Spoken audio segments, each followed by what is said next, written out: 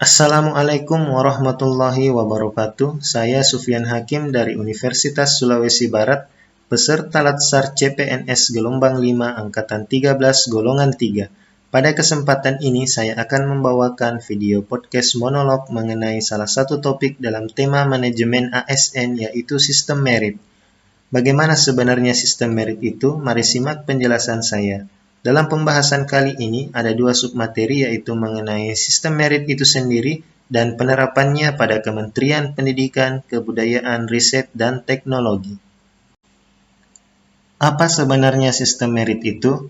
Menurut Pasal 1 Undang-Undang Nomor 5 Tahun 2014 tentang Aparatur Sipil Negara, sistem merit adalah kebijakan dan manajemen ASN yang berdasarkan kualifikasi, kompetensi, dan kinerja secara adil dan wajar tanpa membedakan latar belakang politik, ras, warna kulit, agama, asal-usul, jenis kelamin, status pernikahan, umur, atau kondisi kecacatan.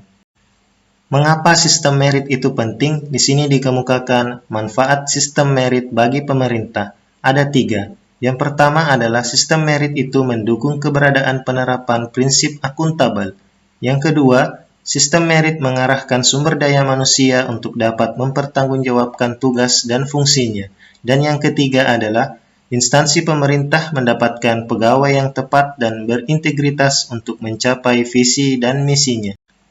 Selain manfaat sistem merit bagi pemerintah, ada juga manfaat sistem merit ini bagi ASN itu sendiri. Yang pertama adalah sistem merit menjamin keadilan dan ruang keterbukaan dalam perjalanan karir pegawai.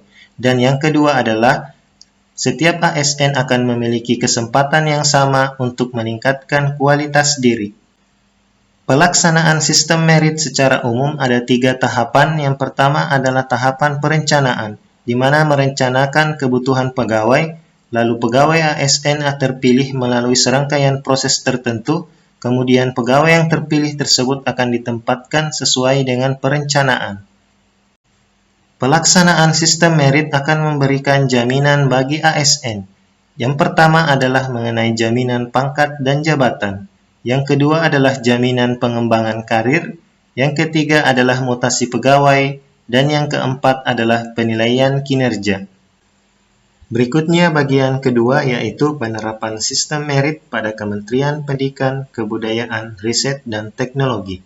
Sebuah contoh nyata penerapan sistem merit yaitu pada pelaksanaan CPNS 2021. Dapat dilihat pada laman CPNS Kemdikbudristek memberitahukan bahwa terbuka kesempatan kepada seluruh putra dan putri terbaik bangsa untuk bergabung sebagai CPNS di Kementerian Pendidikan, Kebudayaan, Riset, dan Teknologi. Ditekankan pula pada laman web bahwa pelamar tidak dipungut biaya apapun, serta imbauan untuk tidak terpancing oleh tawaran dari oknum yang menyesatkan yang dapat membantu bersangkutan dapat diterima sebagai CPNS. Seleksi CPNS yang diadakan oleh Kemdikbudristek sudah sesuai dengan regulasi yang ada, yaitu sudah sesuai dengan Peraturan Menteri Pendayagunaan dan Aparatur Negara dan Reformasi Birokrasi RI Nomor 27 Tahun 2021 tentang pengadaan pegawai negeri sipil. Kemudian juga sudah sesuai dengan Keputusan Menteri Pendayagunaan dan Aparatur Negara dan Reformasi Birokrasi Nomor 1023 Tahun 2021 tentang nilai ambang batas seleksi kompetensi dasar pegawai negeri sipil tahun 2021. Juga sudah sesuai dengan pengumuman Kemdikbudristek tentang seleksi penerimaan calon pegawai negeri sipil Kementerian Pendidikan, Kebudayaan, Riset, dan Teknologi tahun 2021, dan peraturan-peraturan lain yang mengatur mengenai proses atau tata cara penerimaan PNS. Contoh nyata berikutnya adalah adanya tes seleksi yang transparan.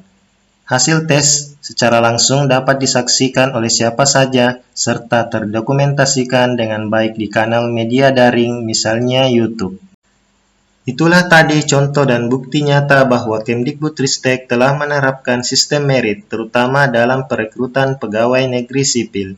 Oleh karena itu, pada Selasa 7 Desember 2021, Kemdikbudristek menerima anugerah meritokrasi KASN 2021 dengan predikat sangat baik. Wakil Presiden Republik Indonesia Kiai Haji Ma'ruf Amin dalam sambutannya secara daring pada acara Anugerah Meritokrasi KASN 2021 tersebut mengatakan bahwa sistem merit harus diterapkan secara konsisten, mulai dari proses rekrutmen ASN, penggajian dan reward, pengukuran kinerja, promosi jabatan, hingga pengawasan. Kutipan dari Wakil Presiden Republik Indonesia ini menjadi kesimpulan dan penutup pada materi manajemen ASN yaitu sistem merit. Sekian podcast monolog mengenai sistem merit. Terima kasih sudah mengikuti video hingga akhir. Sampai jumpa di materi berikutnya. Wassalamualaikum warahmatullahi wabarakatuh.